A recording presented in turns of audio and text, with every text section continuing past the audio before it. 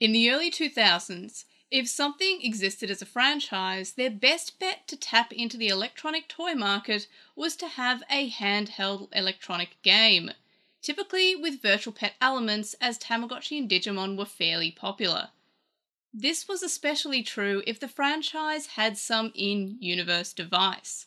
So logically, since the Mega Man NT Warrior series had its own handheld PET in-universe, this got released as a pedometer-style pet in the similar way that Digimon had their Digivice releases pedometer style as a handheld game. They come in different colours based on other characters, but you can only have Mega Man. So, for example, the Proto Man version doesn't give you Proto Man, you're just stuck with Mega Man. That feels a little bit like a missed opportunity, considering you can get them in different colours, but you can only raise Mega Man on it. While I never actually had one as a kid, I did play the Game Boy Advance game, and this toy has a very similar playstyle to the battle mode in that game. It even has physical chips that can be actually used both in the Advance PET and in the Game Boy Advance game if you have the chip gate attachment. The gameplay itself runs similar to other pedometer handheld games, like the Digimon Digivice toy, but seems to focus on the user shaking it rather than actually using it as a pedometer and walking with it to deplete the step count. Now, this is something, as I mentioned, I didn't have as a kid, so I got it as an adult, and the first thing I tried to do was go walk with it. Go out somewhere and walk. And I noticed that I wasn't actually depleting any step count, nor was there any step count on the screen that I could find, and nothing seemed to be happening. Even if I just shook it up and down like the instructions said, I wasn't having any luck. I ended up actually having to open it up and find that the best way to actually deplete these steps or get these encounters was to shake it in a way that didn't come naturally, which was a kind of weird thing, but as soon as I realized how to shake it, I definitely got the hang of it, but it just feels a little bit weird that I couldn't use it while I was walking like I could with the Digimon Digivice toys, and that's just what I was used to. It just still feels a little bit weird shaking it the way that it wants me to, but I'm glad I finally figured it out because I thought it was broken. I'm glad that it wasn't.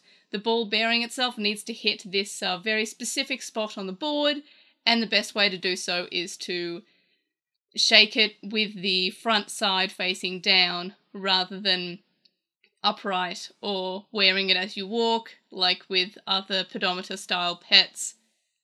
So once you work out how to actually shake it, virus encounters are fairly common, and they require you to use chips to power them up and press the confirm button when the enemy is on the square that you've targeted, which is often easier said than done because my timing was pretty off for all of these, and I was failing pretty terribly at this game for children. You have to line it up so it's exactly in the sight, and you press the button, but it can move very quickly. All of a sudden, it can stay in a spot. I don't know, maybe I'm just very bad at timing games, is what I'm learning through my adventures with virtual pets and similar games. I just have terrible coordination there. I'm very uncoordinated, so I'm not very good at this game. Anyway, if you win, which I have won before, so I feel pretty good at coordinating when I actually do win, you get experience, but if you lose, you have to shake your toy to restore Mega Man's health. Now, the shaking aspect really comes into play here. It doesn't feel as well implemented as the Digimon Digivice, which of course it gives you a step count and overall step count as well as the step count that you need to deplete to get to certain areas to defeat bosses. But there's no step count in the Mega Man toy, which makes me feel like it's just designed to shake. It's just designed to pick up and then just shake it, rather than going out on an adventure in the real world wearing your pedometer toy. It feels like that they found out the kids were just sitting there shaking their Digivice rather than actually going out and using it. I was one of the kids who actually didn't shake the Digivice unless I was on a long road trip. Other than that, I actually wore it on my pants, and I used it for its intended use as a pedometer, not just a toy to shake. And I feel like the Mega Man PET Advanced is kind of just there to kind of just have kids shake it rather than gamified fitness, which is a little bit of a shame. I love gamified fitness. I grew up with the Digimon Digivices. I loved the fact that I could just walk and my Digimon was walking with me. I thought that was really cool. It's kind of sad I can't do the same thing with Mega Man. It's kind of sad that it has a very peculiar way of shaking. And the instructions tell you to shake it how you would expect to shake it. I don't know why it works better with the front facing down. It's just something I noticed that it was kind of weird. In any case, while you're quote-unquote walking, actually shaking it, you also encounter friends from the anime, but virus encounters are much more common. I kind of wish that they had more things that you can encounter that weren't just viruses. Again, it feels fairly bare bones. Maybe I shouldn't compare it so much to Digimon because at least it's trying to do something unique and not just be, hey, these are the Digimon Digivices, but we slapped Mega Man on them. Like, it is more unique than that. I kind of think that the chips itself make it feel unique enough. I just really love gamified fitness. I wish that they kept with that rather than just like, hey kids, shake it in a way that doesn't make sense and also is different to the way the instructions are telling you. I had to like open it up to see like, oh, it makes sense more if I shake it this way because it's trying to hit the board and it isn't hitting the board if I'm shaking it like the instructions tell me to, like what came to mind straight away. So again, it's kind of a shame that it just feels weird shaking it like this, okay? That's my main takeaway here. Like, this is not a natural way to shake it. This is. It's just a big thing for me. The time is also displayed on the screen, but it doesn't seem to do anything in terms of functionality. The creatures, viruses, people that you encounter don't change no matter the time. It's just the time is just there because they wanted to put the time there, I suppose. I'm not sure why they did. I would have just preferred it was just Mega Man's face. But in any case, it's a design choice that they went with, which is something unique because the Digivices, at least the English releases, didn't actually have the time. They just kind of had to do it on the screen, and there was no actual time mechanic. So at least it's, again, kind of unique from that. Overall, it's a unique idea, and the gameplay is quite fun, but you know me, I prefer my gamified fitness. I would have much preferred it if it was more like a go on an adventure with Mega Man rather than just like stand and shake like this and go on an adventure with Mega Man. It is what it is. There's also 2-player functionality where you jack in, you plug in a little auxiliary cable on one end and then you put the other end into another person's Mega Man, and you can battle while they're connected. That is pretty cool. It's similar to, again, the style from the anime and the games. I played basically all the games as a kid, but I can't really remember anything about them, and I don't think I watched the anime, but I do know that you do jack in. That's my main takeaway from this franchise.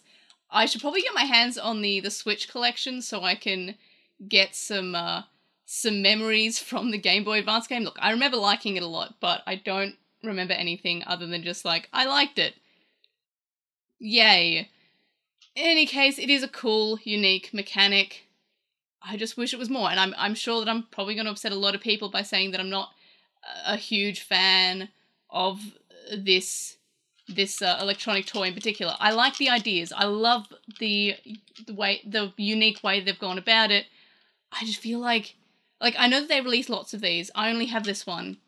Is there one that's more of like either more of a VPET or more of a gamified fitness pedometer friend thing like the Digivice? Please let me know in the comments section because I only have this one and I can only ever find this one on eBay. So I know that there are other ones. That's my knowledge. I know that there's like 4 or 5 and they're based off the other of the Battle Network games, but this is the one I have, so this is the one I'm doing a review on. In terms of enjoyment and ease of use is a hard one to rate for this one, because the instructions tell you to not do this, they tell you to do this, which doesn't work. Like, you can even hear that there's like a difference. in the shaking noise. But, so Easy Abuse I want to say is like a 5 because I suck at the game. That's purely on me. My timing is terrible. Enjoyment, it's like a 7, I guess. Like, I do enjoy it. I am really enjoying it. Like, I can see why people love it so much. The chips are great. Like, that's such a great and evil way to get kids to spend more money, because the chips were packaged in other toys, so you had to buy the other toys, and different versions had different chips, so you have to get all the chips. So that was a great evil way to either get kids to spend money or get kids to steal things off their friends, which I feel like happened a lot in primary school. Like, hey, that kid has a Tarzo I don't have. They have, like, Vmon evolving to Flamedramon, and I don't have that one yet, so I'm gonna go grab that one. I was always the kid that got stolen from, by the way. I'm an easy target. What can I say? And I'm like a recovering people pleaser. But in any case, those are my thoughts on the Mega Man Advance PET. Roast me for being terrible and for having wrong opinions in the comments section below. That's what YouTube comments are for, I guess. Like this video if you do think that I actually do enjoy, and I do enjoy it. I did enjoy running this. It's just, maybe people overhyped it for me. Everyone was like, oh, this is the best ever. It's the best thing ever. If you like the Game Boy Advance game, you'll love this. I just found it slightly infuriating, but I enjoyed it much more once I got How to Shake It. And yeah, so like this video for that, subscribe if you haven't already. I'm trying to get 14,000 subscribers by my birthday, so that's June 6th. So let's see if we can get 14,000 subscribers by June 6th. And let's see if we can get 15,000 subscribers by the end of the year. So please subscribe and tell your friends, tell your families, tell your enemies. Also, one final thing that I almost forgot to mention. The sound on this is ear-piercing.